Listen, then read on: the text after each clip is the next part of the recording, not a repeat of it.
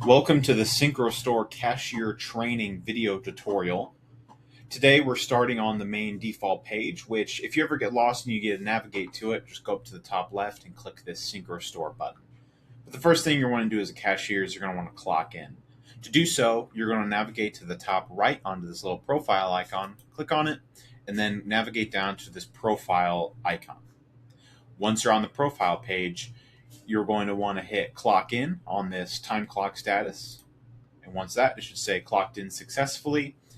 Once you have clocked in, you're now clocked and you can start beginning your shift. And once your shift is done, you want to clock out. Again, navigate to the same page and click the clock out. But for this tutorial, we're just going to keep clocked in. So the main page you're going to be accessing is the actual point of sales page. This is the page that you're going to be running transactions, doing things, cash drawer management stuff, etc. So the first thing you want to do is make sure your payment terminal is correctly set up. Right now it's on the Aries 8 CurePay. And then once you have that terminal selected, you're going to want to navigate to the cash drawer management to open your cash drawer for the day. To do that, you're going to navigate to this cash drawer management little tab at the top. Click on that, and it's going to navigate you to this other page. And you can see it's the cash drawer management. You can see current status is closed. There's also a return to POS button if you need to click that. So to open a cash drawer, what you're going to do is hit the open drawer button on the left, this green button. Click on it, and then you'll be able to count the cash that is in your drawer. This is going to be the starting amount of cash used for tallying it up at the end, so you can see how much cash you have in the drawer versus what should be there and what shouldn't. So we're going to, just for demo stakes, we're going to enter $400, a couple of 20s, some 10s, $5 in ones, and whatever coins you have. And then down you can see the total starting cash. Once you have it counted correctly and it's all the information is correct, you're going to hit open drawer. Now there's a bunch of other buttons here that isn't explained in another video called cash drawer transaction or cash drawer features. We have a cash drop, petty cash, no sale, which will open the cash drawer without an actual sale. Close drawer, self-explanatory. View transactions, you can see all the transactions that are made on the current trend cash drawer. Right now, you can see it's empty. Because we've just opened it. Then you can see view history, which can have just different actions that you did. Cash drop is going to be the main one. You can withdraw usually a decent amount of cash from the drawer, and you can have a reason for it. So if you need to give another cashier, if you need to trade money or something. And petty cash is basically the same thing, but usually for smaller amounts, a petty amount, hence the name. Once you have your cash drawer open, though, now you're on the main transaction screen, which basically up here you have your lines. These are all the line items that you have within a transaction. You can see I already have a sample item, a ball, mason jar, large, the variants that are on it. Now you have the payment tab, which you're going to be able to see all the payments that have been applied to the transaction. Whenever a customer makes a payment, like a partial credit card payment or a cash payment, it'll show up here. And you can also, this is where you would void those payments, and you can see what all the details that would be. And you can switch back to the transaction lines with the lines up here. Now, most POSs are going to have a customer-facing display. This is kind of an external monitor that the customer would see. They can see their stuff. You can hit this, which will bring up another screen. And this is the screen that will show, you can see as the mason jar up here right now. Whenever you want to scan an item in, you'll want to do so on this enter item ID, SKU, UPC, or description text box.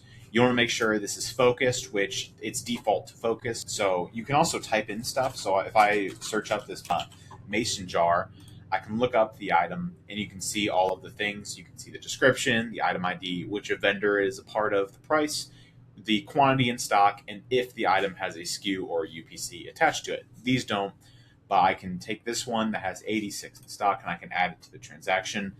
These are the variants that if you have variants for certain items like the size or the color or whatever you have configured, you can just select one, whatever the customer had brought up. Now you can see that it added to this transaction item table. And you can see down here we have the amount due cash and the amount due credit. Now, with dual pricing, you have the credit amount, which is the base amount. Then you have the discounted cash amount that doesn't have the credit card processing fees. You can see the credit is a little bit more, and you have a little bit of a discount with cash.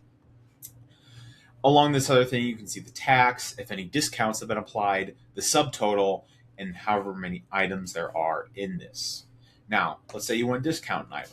Simply click an item on the transaction table, and you can go to either the Saved Discounts tab on the right or the Apply Discount. The Saved Discount are preset discounts that your store might have that you want to be able to easily apply and readily use. So what you would do is click on the item. All right, we have the senior 10% discount. You click apply, boom. Now it's marked 10% down. You can tell it has this little 10% off, and you can see the subtotal changed. There's also the apply discount button, which you'll be able to apply to a selected item, which would apply to that second mason jar in the transaction, or the entire transaction if you want to. And you can do a percent or an amount, so like $5 off, or just set an entire new price. You can also have a discount note. This would be used to notify the vendor that the item was a part of if that transaction had it. Now, we have several different types of payment types. The biggest ones are going to be cash and credit. You can see this quick pay. So if a customer wants to pay cash, you would go to the right, click this pay cash button, and you can see the amount to pay is how much they are being charged. And the cash received is just how much cash they give you. Now, if they're giving you exact cash, it'll default to the exact amount. But if they're giving you a $50, then you would put $50 in here, and you can see that's what the change is due. Now, for a credit card payment, you can hit the Pay Credit Full, which will automatically send the charge to the terminal. So for sakes, we're not going to do that just yet. But you can see at the top, we also have all the different payment types up here. You can see this is the credit card, which this amount to pay field will be sent to the terminal for them to use their card. You can see gift card. This is self-explanatory. The customer will have a gift card number. You can enter it in here. It'll check.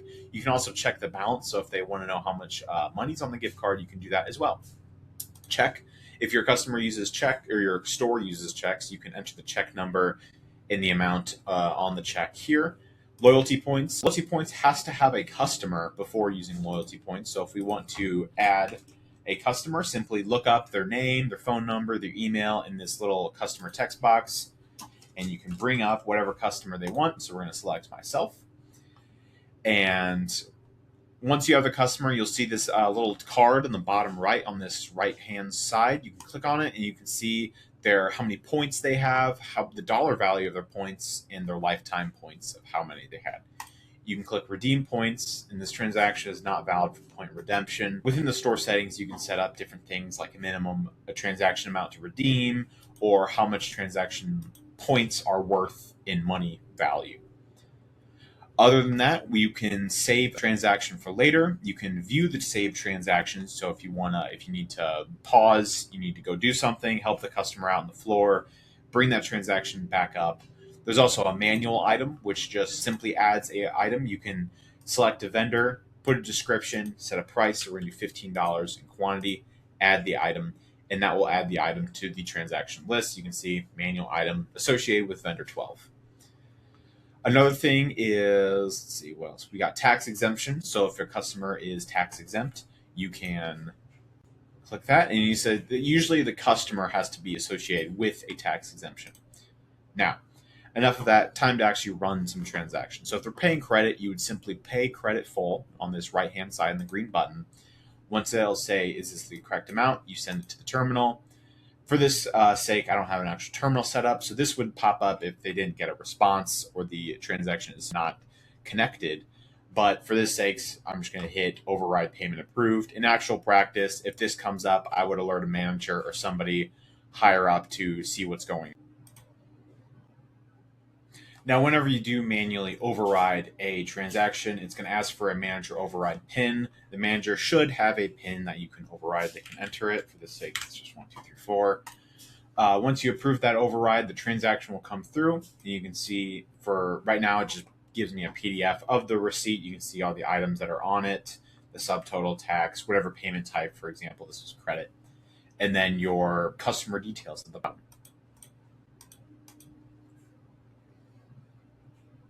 Once that transaction goes through, you can see it just refresh the thing and it will default to this enter item ID. Let's run another transaction. You can have another manual item. You can see, let's see, price $10. And for this sake, we'll do a cash transaction. Same as before, pay cash full. and you can see the amount to pay. I doubt they're going to give you the exact amount, so let's enter. They give you a $20 bill, and you can see a change due $9.10, so you can easily get their payment. You apply payment. Once that goes through, the amount is more than enough, so you can see the transaction went through. Let's say the customer wants to do a partial payment. So for that, it's very easy. Let's add an item to our transaction. We're going to add another manual item for a price of $50. Add it. You can see it shows up on the transactions. So let's say they give you $20 cash and they want to pay the rest on card. So what you're going to do is you're going to go to the cash screen first, or whatever order they want to do it in. Doesn't necessarily matter. Cash received, we're just going to enter that as $20 as what they gave us. You can see change due is going to be zero because they don't there's nothing, they're not paying enough. Once you do, you apply the transaction. You can see partial payment of $20 applied, remaining balance $34.50. This is a good demonstration of the payments tab too, because you can see on the payment screen, you can see cash $20, the authorization code reference, and voided. Now, if they want to void this this payment for whatever reason, usually this would apply more to credit card transactions. You can hit this void button, and it'll go back to like they never paid it at all. It'll mark it as voided. Now, to pay the rest in card, you're going to do pay credit full, just like before. And it's going to send $36.67 instead of the original $52 that it was. Send it. Again, we're going to override it because I don't have a terminal set up for this demo. Enter the manager or override PIN, approve override. Once all that is set, it'll print another receipt, and you can see this time on the transaction, it has a split payment with the subtotal, the cash they paid, and the credit card amount they paid, as well as the transaction ID and the cashier that is logged in. The transaction ID is better for whenever a customer wants to return something, you can easily look up that transaction. But that is a high-level overview of the cashier training guide for our Syncrostore software.